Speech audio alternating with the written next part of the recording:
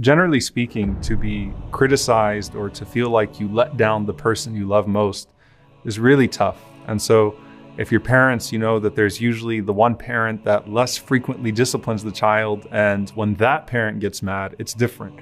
Or you have the teacher or the friend that you really, really admire and you don't want to let them down, and then you upset them for the very first time. Now, this is going to be a really hard one to come to terms with. Imagine being cursed by the Prophet ﷺ or thinking that you were cursed by the Prophet ﷺ. And I'm not talking about someone that was an enemy of the Prophet ﷺ that became Muslim later on. I'm talking about you're a Muslim living in Medina and you did something that upset the Prophet ﷺ, and the Prophet ﷺ apparently made dua against you. How do you even recover from something like that?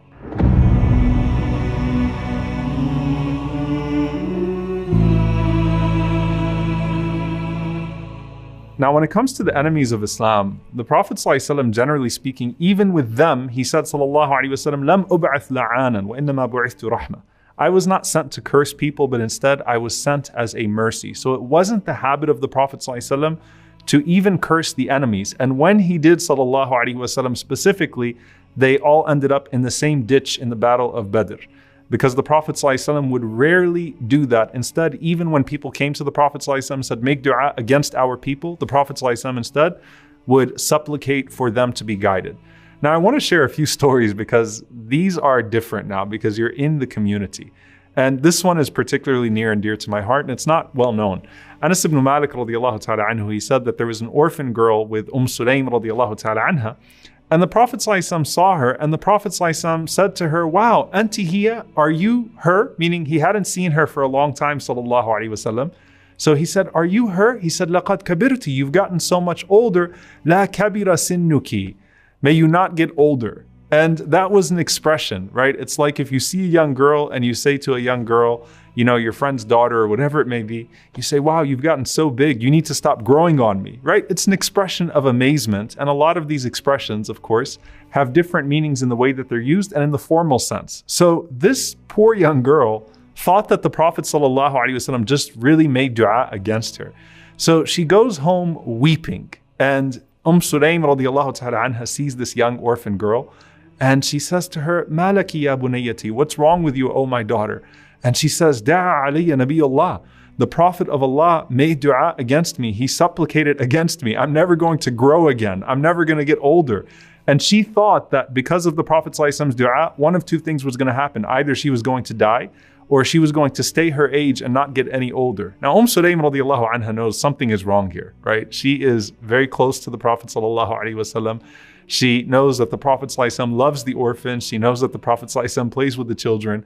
So Sulaym radiallahu ta'ala anha said, I need to go figure out what happened. So she throws on her hijab and she goes rushing to the Prophet ﷺ, and she's coming to the Prophet ﷺ with such urgency that the Prophet ﷺ sees her coming and he says, Malaki ya Sulaym, what is it, oh Sulaym, what's wrong with you? And she said, Ya Rasulullah, you invoked a curse upon my orphan girl? And the Prophet ﷺ says, Sulaym, what are you talking about? She says, you cursed her. And so now she says she's never going to grow up. So the Prophet ﷺ started to laugh.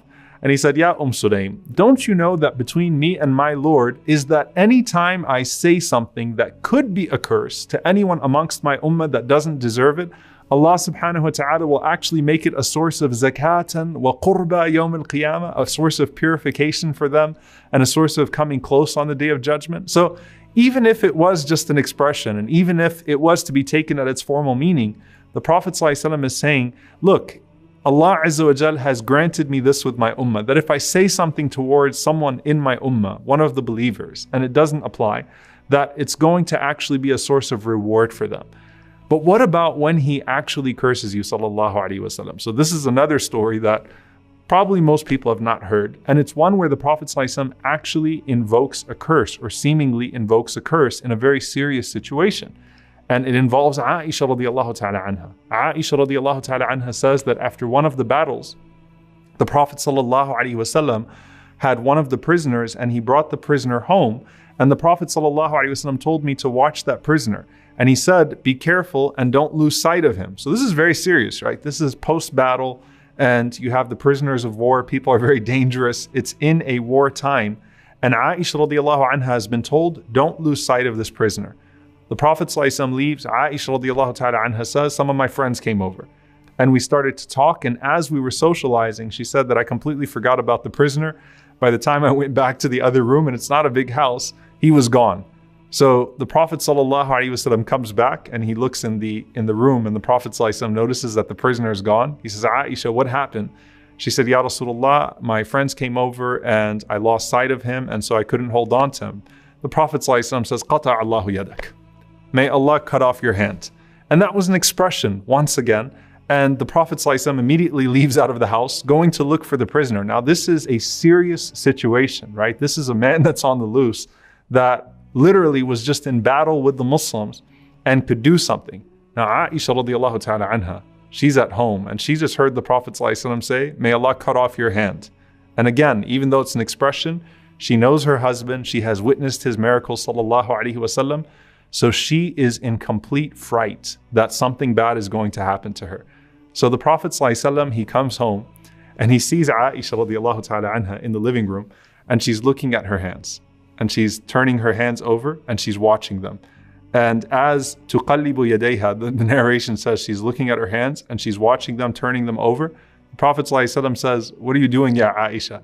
She said, Ya Rasulullah, I'm looking at my hands to see which one of them is going to fall off, because of your dua against me when you said, Qata Allahu yadak. And the Prophet ﷺ, he said, Ya Aisha, don't you know that if I say something like that to someone in my ummah, that Allah subhanahu wa ta'ala will make it a source of purification for them. You don't have to worry about one of your hands falling off. And the Prophet ﷺ actually made dua.